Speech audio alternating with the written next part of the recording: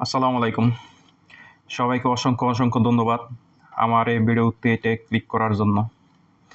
আজকে বাংলাদেশ বনাম শ্রীলঙ্কার একটি ম্যাচ হয়ে গেল। এটা এশিয়া কাপের সুপার 4 এর একটি ম্যাচ। আজকে প্রথম ম্যাচ ছিল এশিয়া কাপের সুপার 4 এর। আজকে খেলা হয়েছে বাংলাদেশ বনাম শ্রীলঙ্কার।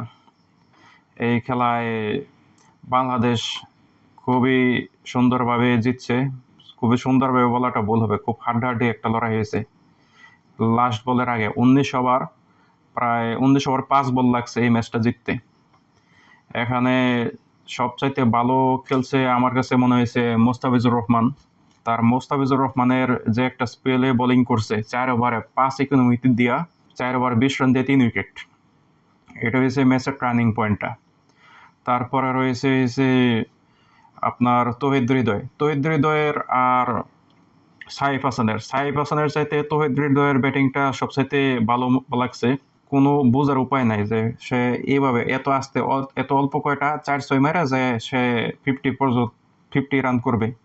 সাধারণত একটা 50 হইতে দেখা যায় 6-7টা 4-6 দরকার পড়ে, কিন্তু তৌহিদ হৃদয় যেটা করছে মাত্র আপনার চারটা চারটা বা চারটা কি পাঁচটা বাউন্ডারি মারছে। এর মাঝে যেভাবে সে সিঙ্গেল খেললে গেছে, এটা খুবই চমৎকার, দারুণ হয়েছে। আমি প্রথমে মনে হয়েছে যে এটা একটা সে ওয়ানডের মতো খেলতেছে। আগের যে 90 স্ট্রাইক রেট বা হয়েছে 100 110 এরকম স্ট্রাইক রেটে ব্যাটিং করে ম্যাচটা ডুবাই থুয়ে যাইব, কিন্তু তা হয় নাই। কিন্তু হঠাৎ করে 20টা রান পরে সে যেভাবে স্টার্ট করছে, বিশেষ করে একটা টার্নিং পয়েন্ট যেটা হয়েছে সে যখন 14 রানের মাঝে একটা বল খাইছে। বল খাওয়ার পরে দেখলাম যে তার মোডটা চেঞ্জ হয়েছে। পরে একটা বিশাল বড় ছয়। ছয়ের পরে আর মনে করেন যে তারে আর থামায় রাখে নাই। সে এইভাবে ব্যাট চালাইতে চালাইতে গেছে। লাস্টে যেটা হয়েছে এটা হয়েছে যে আমাদের জাকের আলীর 2টা 4টাও মনে করেন যে একসাথে পরপর 2টা 4 মারছে। এই গত আফগানিস্তান ম্যাচে সে যে আকামটা করছিল, ওই যে হঠাৎ করে 4টা বল খাইছে। এই 4টা বল খাওয়ার কারণে যে একটা প্রেসার হয়েছে, 4টা বলে হয়তো বা 5টা 6টা বা 8টা রান হইতো, কিন্তু ওইটা না হয়েছে। কিন্তু এইবার সে এটা তার বল যেটা হয়েছে এটা শুধরাইছে। সে 4 বলে 9 রান করছে, কিন্তু খুবই এফেক্টিভ ছিল। সে চাইছে হয়তো বা 6 মারে ম্যাচটা জিতাইতে। এই কারণে বোল্ড আউট হয়েছে। যাক, কিছু করার নাই। সে চাইলে ম্যাচটা জিতে আসতে পারতো। আর সাইফ হাসানের ক্ষেত্রে যেটা হয় সাধারণত, সে অফ সাইডের বাইরে বলগুলো একটু দুর্বল। কারণ হয়েছে সে যখন বলটা খেলার সময় স্প্রিং বল হোক আর পেস বল হোক, সে স্টিক মনে করেন যে 3টা স্টিক সাইডে দিয়া তারপরে খেলতে আসে। এই 3টা স্টিক সাইডে দিয়া বাইরে চলে যায়।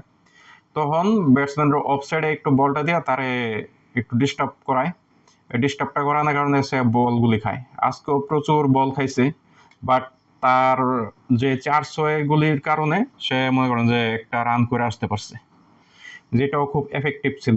আর খেলাটা মনে হয় লাস্ট ওভার পর্যন্ত আসার কারণ হয়েছে তারা প্রচুর সিঙ্গেল মিস করছে। যেখানে 2 হওয়ার কথা সেখানে 1 নিছে। তৌহিদ হৃদয়ের ক্ষেত্রে এই জিনিসটা বেশি হয়েছে। সে অনেকগুলি সিঙ্গেল নেয় নাই। সাইফ হাসান হয়তোবা দেখলাম যে বারে পিচের মাঝে পর্যন্ত চলে গেছে এই সিঙ্গেলের জন্য, কিন্তু ওই তৌহিদ হৃদয় এই সিঙ্গেলগুলি নেয় নাই, যে কারণে লাস্ট ওভার পর্যন্ত খেলাটা গেছে। আর সাইফ হাসান পাওয়ার প্লের মাঝে আরো বেশ কিছু সুযোগ পাইছিল এই 4-6 বা বাউন্ডারি মারার, যেগুলি সে মারে নাই। আসলে দেখলাম যে সরাসরি বলগুলি সে কাট করে ড্রপ করতেছে। এই জিনিসটা তার উচিত আরো এফেক্টিভ হয়ে খেলার। এই জিনিসটা খুবই বাজে লাগছে। বাট সবচাইতে ভালো লাগছে যে বাংলাদেশটা শেষ পর্যন্ত ম্যাচটা জিতছে। খুব মনে হচ্ছে যে খুব রিল্যাক্স ফিল করতেছি। নেক্সট ম্যাচ বাংলাদেশ অবশ্যই জিতবে এই আশায় রাখি। আর পরবর্তী ম্যাচটা হচ্ছে কালকে। কালকে হচ্ছে ইন্ডিয়া বনাম পাকিস্তানের ম্যাচ। এবার আশা করি পাকিস্তান একটা ভালো এফেক্টিভ একটা ম্যাচ দিবে, যে ম্যাচটা দেখার জন্য সাধারণত দর্শক গ্যালারিতে যায়।